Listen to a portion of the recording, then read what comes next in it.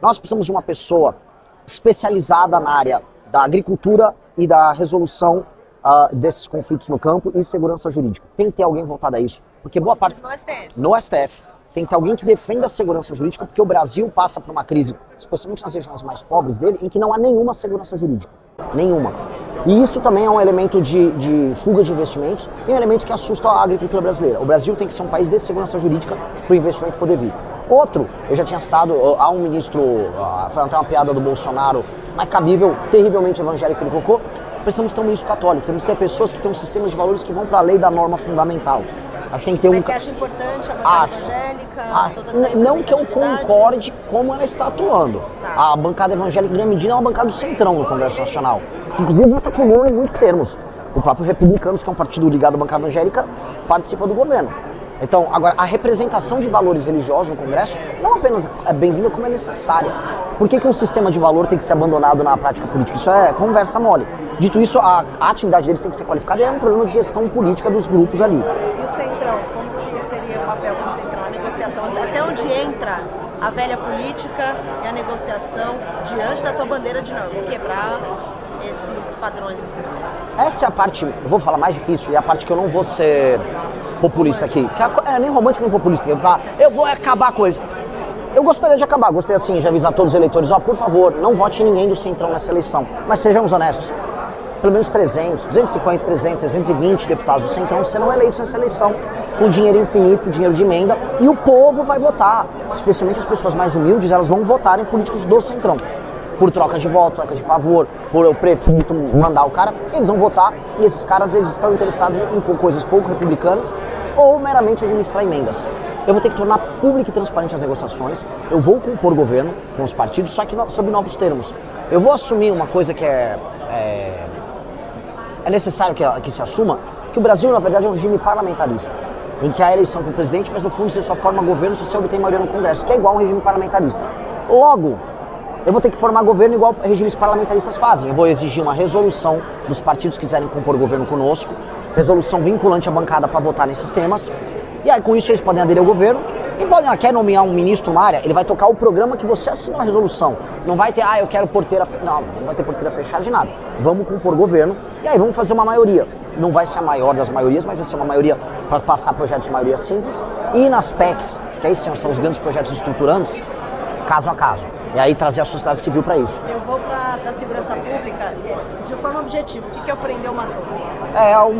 Eu venho tentando definir muito rápido, porque eu estou fazendo uma entrevista. Prender ou matou é o seguinte: qualquer alternativa ao prender ou matou significa impunidade. Se você tem um bandido violento que vai te botar uma arma na rua e te assaltar, ou ele vai preso ou ele vai morto.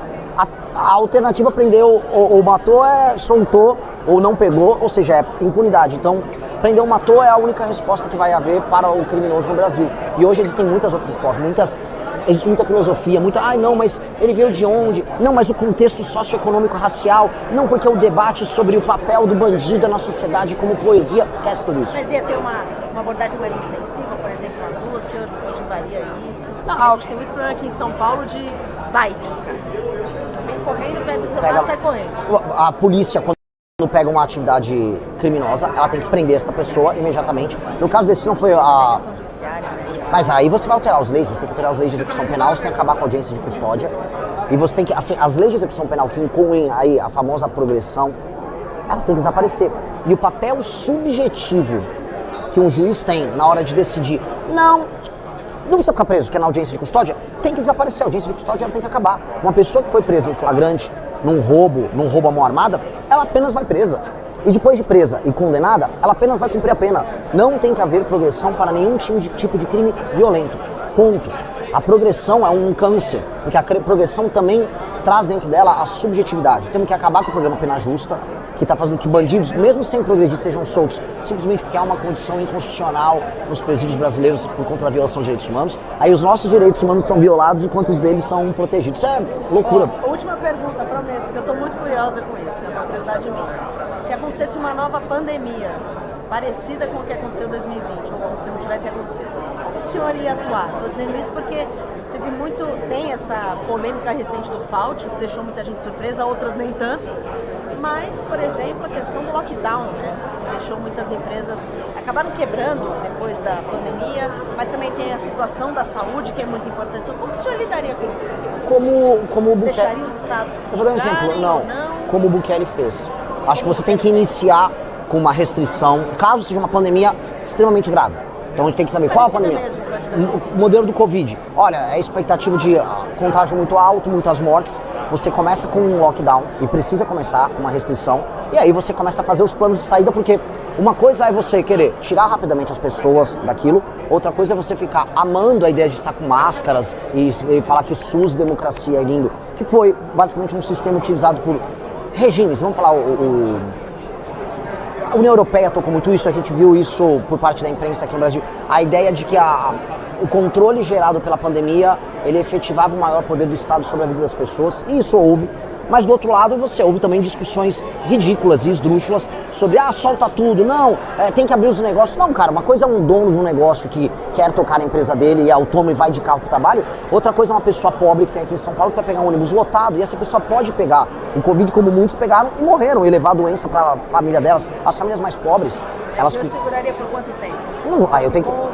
não posso falar que vou segurar por 7 meses, por 3 meses. Aí você vai ter que olhar o desenvolvimento daquilo, vai olhar o desenvolvimento das respostas, das vacinas, dos tratamentos. Você vai saber cidades que não tem tanta aglomeração urbana, em que você pode começar a liberar o comércio, liberar o funcionamento das coisas, e locais em que você vai ter que ter uma restrição mais forte. Tem a saúde e a economia andando ali. É óbvio, é um ajuste muito fino, em que quando você erra, você pode errar muito e matar pessoas com o seu erro.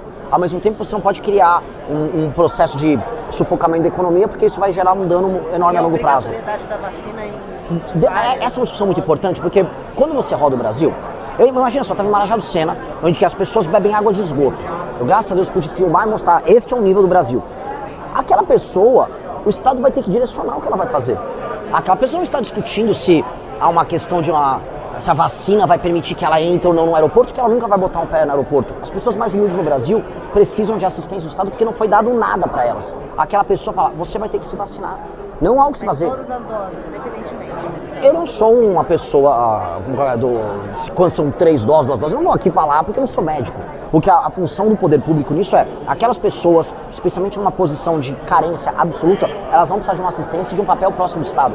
Porque as pessoas não são iguais e as pessoas exercem suas liberdades de maneira diferente. A liberdade de uma pessoa que mora nos lugares com o IDH mais baixo do Brasil, ela é objetivamente, não nominalmente, porque isso é uma liberdade nominal que a gente pode botar na Constituição, ou falar de maneira principiológica.